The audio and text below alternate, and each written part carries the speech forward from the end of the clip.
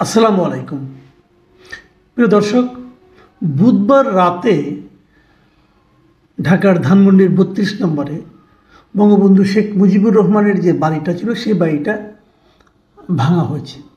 সারা রাত ধরে ভাঙা হয়েছে এবং এই ভাঙার জন্য এক্সকাভেটর আনা হয়েছে। সেটা কোত্থেকে আনা হয়েছে সেটা অন্য বিতর্ক, হয়তো খুঁজে দেখা হবে অথবা হবে না, আমি ঠিক জানি না। মানে মোটামুটি এক ধরনের আপনার প্রস্তুতি নিয়ে, বড় ধরনের প্রস্তুতি নিয়ে একটা বাড়ি, এক রাতের মধ্যে একটা বাড়ি ভেঙে ফেলা, এটা কিন্তু সহজ কথা না। ভেঙে ফেলা হয়েছে, আগুন দেওয়া হয়েছে। এবং এই ঘটনা কেন ঘটেছে সেটা নিয়ে এরই মধ্যে বিস্তর আলোচনা হয়েছে। শেখ হাসিনার উস্কানিমূলক ভাষণ দেওয়ার কথা, ভাষণ দেওয়ার যে ঘোষণাটা, এটাকে উস্কানি মনে করা হয়েছে এবং সেই উস্কানির প্রতিবাদ স্বরূপ আমাদের ছাত্র জনতা তারা করেছেন বলে কেউ কেউ বলছেন। কেউ কেউ বলছেন যে ছাত্র জনতা ভেবেছে শেখ হাসিনা ঢুকে পড়তে চায় এবং ছাত্রদের ঐক্য যে বিনষ্ট হয়নি সেটা প্রমাণ করার জন্য তারা এটা করেছে। এগুলো অনেক ধরনের কথা। তো আমি আসলে অপেক্ষা করছিলাম পুরো বৃহস্পতিবার দিন যেটা নিয়ে, সেটা হলো যে এই ঘটনার প্রেক্ষিতে আমাদের পলিটিক্যাল পার্টিগুলো কী রিয়াকশন দেখায় এবং এই ঘটনার কারণে সরকারের পক্ষ থেকে কী রিয়াকশন আসে। সরকারের ব্যাপারটা আমার জন্য বেশি গুরুত্বপূর্ণ ছিল এই কারণে যে সরকার বুধবার দিন, দেখেন বুধবার দিন যে যারা ভাঙচুর করা হবে এবং বুলডোজার মিছিল করে ভাঙচুর করা হবে, এই সংক্রান্ত ঘোষণা কিন্তু আরও কয়েক ঘন্টা আগেই দেওয়া হয়েছিল। বুধবার দিন দুপুরের দিকেই আমি সোশ্যাল মিডিয়ায় এই ধরনের ঘোষণা পেয়েছি এবং শেখ হাসিনার ভাষণের ঘোষণাও পেয়েছি। রাত ৯টার সময় সেই ভাষণ দেবেন অনলাইনে।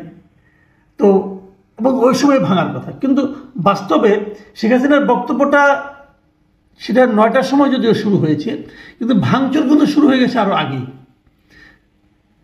তো এই কারণেই সরকারের পক্ষ থেকে সেই ভাঙচুরের যে প্রক্রিয়াটা, ভাঙচুরের যে উদ্যোগটা, সেটা প্রতিরোধে কোনো ব্যবস্থা নেওয়া হয়েছে বলে আমার কাছে দৃশ্যমান হয়নি। আর্মি কিছু ছিল, বাট তারা আসলে তেমন কিছুই করেনি, চুপচাপ দাঁড়িয়েছিল। আমি যে কথাটা বারবার বলার চেষ্টা করছি, সরকারের ভূমিকাটা আসলে কি ছিল?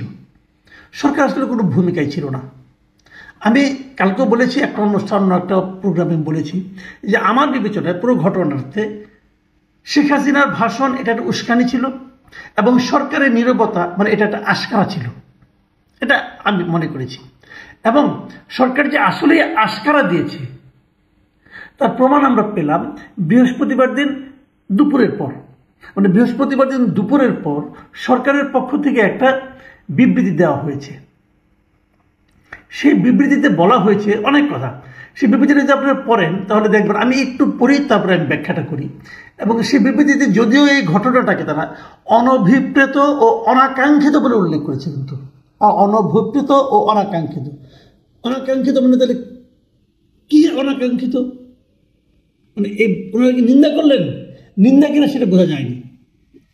ওনারা কি বলেছেন সেটা আমি একটা কথা একটু জায়গায় বলতে চাই। সেটা হলো বলেছেন, ওনারা মূলত বলতে চেয়েছেন যে শেখ হাসিনাই রাতে যে ভাষণটা দিয়েছে, যে ঘটনাটা ঘটেছে, এটা শেখ হাসিনার বক্তব্যকে কেন্দ্র করে, বক্তব্যকে ঘিরেই এই ভাঙচুরটা হয়েছে। শেখ হাসিনা দুটো কাজ করেছেন।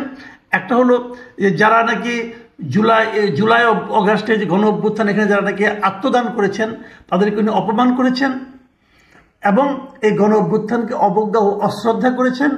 আর আরেকটা কাজ তিনি করেছেন, হুমকি ধামকি দিয়েছেন যে উনি প্রতিশোধ দিবেন। এই জন্যই এই ঘটনাটা ঘটেছে। তো এই বক্তব্যটা ঠিক আছে, কিন্তু আমরা তো জানি যে আসলে এই শেখ হাসিনার বক্তব্য প্রচার হওয়ার আগেই এই ভাঙচুরটা শুরু হয়েছে। বিবৃতিতে বলা হয়েছে যে মানুষের মনে জুলাই গণহত্যা নিয়ে যে ক্ষত রয়েছে, সেই ক্ষততে শেখ হাসিনা একের পর এক আঘাত করে চলেছেন। তার এই সহিংস আচরণের প্রতিক্রিয়া হিসাবে ৩২ নম্বরের বাড়ি ভাঙচুরের ঘটনা ঘটেছে। মানে ৩২ নম্বরের বাড়িতে ভাঙচুরের ঘটনা ঘটেছে, আগুন দেওয়া হয়েছে, এটা জাস্টিফাই করেছেন সরকার তার বিবৃতির মাধ্যমে। তবে তিনি আবার শেষ দিকে বলেছেন, সরকারের পক্ষ থেকে বলা হয়েছে যে অন্তর্বর্তী সরকার দেশ ও জনগণের জানমালের রক্ষায় সর্বোচ্চ সতর্ক আছে। আইন শৃঙ্খলা রক্ষাকারী বাহিনী সর্বাত্মকভাবে পরিস্থিতি নিয়ন্ত্রণে আনার যথাযথ চেষ্টা করছে। এই দুটো বাক্য আমার কাছে আসলে খুবই অর্থহীন মনে হয়েছে। অর্থহীন এই কারণে, তার সর্বোচ্চ সতর্ক কিভাবে থাকলো? জানমাল রক্ষায় সর্বত্র সতর্ক কিভাবে থাকলো? জানমাল তো মানে মাল তো রক্ষা করতে পারেনি ভাই। এরা যে বাড়ি ভাঙতে গিয়েছে সেই বাড়ি তারা অবাধে বিনা বাধায় ভাঙতে পেরেছে। সতর্ক কিভাবে থাকলো এটা আমার কাছে ক্লিয়ার না। আরেকটা হলো যে পরিস্থিতি নিয়ন্ত্রণে রাখার যথাযথ চেষ্টা করেছে। কি চেষ্টাটা করেছে?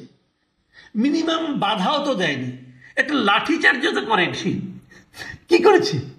গুলি টুলি করার দরকার নাই, আটকাবে তো, চেষ্টা করবে তো। কি করেছে?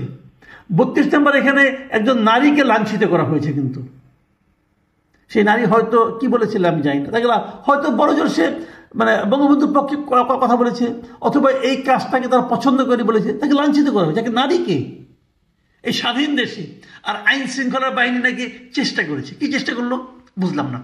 এই যখন কথাটা তারা বলল সরকার, এটাকে আমার কাছে খুবই এলোমেলো মনে হয়েছে, এবং আমার কাছে মনে হয়েছে এই বিবৃতি সারা দুনিয়ার কাছে গ্রহণযোগ্য হবে না।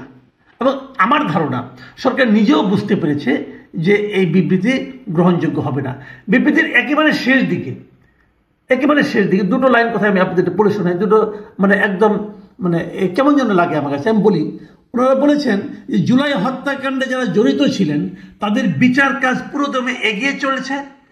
এই বিচার নিশ্চিত করে গণহত্যাকারীদের উপযুক্ত শাস্তি দিতে অন্তর্বর্তী সরকার প্রতিশ্রুতিবদ্ধ। বোঝা গেল যারা ভাঙচুর করেছে তাদেরকে সান্ত্বনা দেওয়ার জন্য কথাটা বলা হলো। তারপরে বলা হয়েছে উস্কানিমূলক কর্মকাণ্ডে যারা জড়িত তাদের বিরুদ্ধে কি কি আইনগত পদক্ষেপ নেওয়া যায় তা সরকার খতিয়ে দেখবে। মানে উস্কানিমূলক কর্মকাণ্ড কোনটা?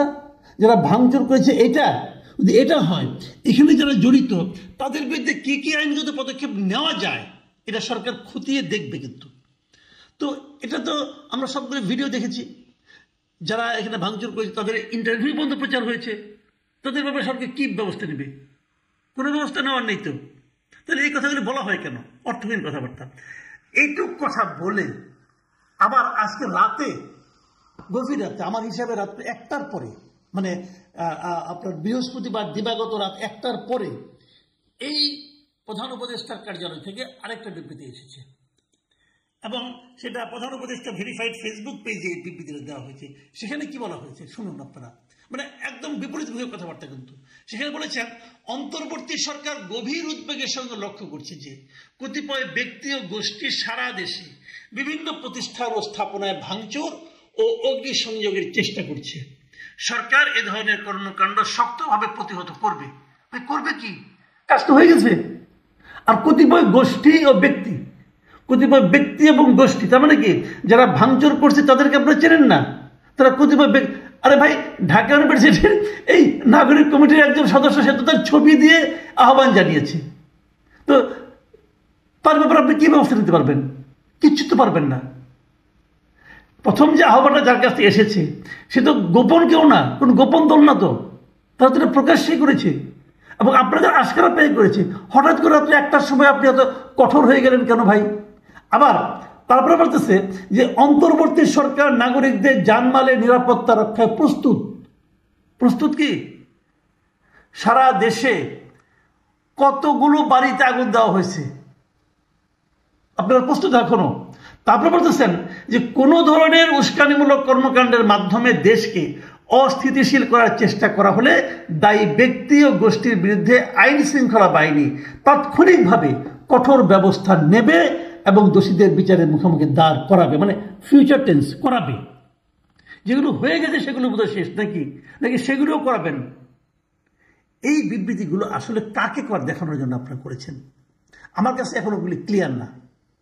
আমার কথা হলো, যদি ভাঙায় আপনার সম্মতি থাকতে পারে, কিন্তু এটা নিয়ে আমার কোনো বক্তব্য নেই, থাকতেই পারে। কারণ আপনি যদি মনে করেন এই লোকগুলো খারাপ, তাদের ভাঙতে পারেন। আপনি যদি মনে করেন এই লোকগুলো অবৈধ অবস্থায় অবৈধভাবে টাকা উপার্জন করে এগুলো বানিয়েছে, আপনারা এর বিরুদ্ধে ব্যবস্থা নিতে পারেন, ভেঙে গুড়িয়ে দিতে পারেন, কোনো সমস্যা নাই। কিন্তু বাট আমার কথা হলো কি, সরকারের অবস্থানটা আসলে কি এটা আমাদের বোঝা দরকার। সরকার যদি বলে এই ভাঙা ঠিক আছে, যেটা নাকি প্রথম বিবৃতিতে বোঝা গিয়েছিল, তাহলে এক কথা। আবার পরে যেটা বলছে কঠোর ব্যবস্থা নেবে, শক্তভাবে প্রতিহত করা হবে, এটা যদি সত্য হয় তাহলে প্রথমটার অত ব্যাখ্যা করার দরকারটা কি? তাহলে তাদের এই ভাঙচুরকে জাস্টিফাই করার দরকারটা কি ছিল? আমার কাছে মনে হয়েছে যে সরকার কনফিউজ, তারা কি করবে কি করবে না। কারণ সরকারের এই যে কনফিউশন, এই যে দ্বিধা, এই দ্বিধা সরকারের দুর্বলতাকে প্রকাশ করে। আমার স্পষ্ট কথা যে আমরা একটা শক্তিশালী সরকার দেখতে চাই, আমরা একটা আইন দ্বারা পরিচালিত হচ্ছে এমন একটা সরকার দেখতে চাই, আমরা এমন একটা সরকার দেখতে চাই তারা যা বলে তারা তা করে। আপনারা যদি যা বলেন তা যদি না করেন তাহলে মানুষের কাছে কিন্তু হাস্যকর হয়ে যান, এবং খালি মানুষ মানে কি, দেশের মানুষ না, বিদেশের কাছেও হাস্যকর হয়ে যান। এবং আমার ধারণা এরই মধ্যে সেটা শুরু হয়েছে। আমি এই ঘটনা ঘটার পর বৃহস্পতিবার সারাদিন দেশের সারা দুনিয়ার অনেকগুলো মিডিয়াকে আমি দেখার চেষ্টা করেছি। আমি পৃথিবীর কোনো মিডিয়া একটা পাইনি যারা এই ঘটনাকে, এই ভাঙচুরের ঘটনাকে, অগ্নিসংযোগের ঘটনাকে প্রশংসা করেছে মিনিমাম। আপনারা এখানে বিদেশিরা তারপর কিভাবে দেখবে ঘটনাকে? এই সরকারকে কি দুর্বল সরকার ভাববে না কি ভাববে? এই বিষয়গুলো মনে করে সরকারকে খেয়াল রাখতে হবে, মাথায় রাখতে হবে। আমি কিন্তু ব্যক্তিগতভাবে মনে করি যে আওয়ামী লীগের প্রত্যেকটা লোকে যারা অপরাধ করে শাস্তি হওয়া উচিত। আপনারা শাস্তি দেন, তাদের প্রত্যেকটা বাড়ি সিল করে দেন, আপনারা সেই বাড়িগুলো আপনারা বাজেয়াপ্ত করে দেন, কোনো সমস্যা নাই। কিন্তু যদি ভাঙচুর করতে চান তাও করেন, কিন্তু সিদ্ধান্ত নিয়ে করেন, অন্যকে দিয়ে আশকারা দিয়ে করায়েন না। এতে সমস্যা যেটা হয়, যারা আশকারা পেয়ে করে তারা তো সরকারি লোক না, তারা যখন এগুলো করতে থাকবে, আগুন দিলে হাততালি পাওয়া যায়, এই ধারণা যখন তাদের মনে আসবে তখন সবসময় কিন্তু তারা স্বৈরাচারের দোসর অথবা স্বৈরাচারের লোকজনকেই করবে, তাও কিন্তু না, এর বাইরেও কিন্তু এটা ছড়িয়ে পড়তে পারে, তখন আগুন নেভানোর সমস্যা হয়ে দাঁড়াবে। প্রিয় দর্শক, এখন এ পর্যন্তই। আল্লাহ হাফেজ।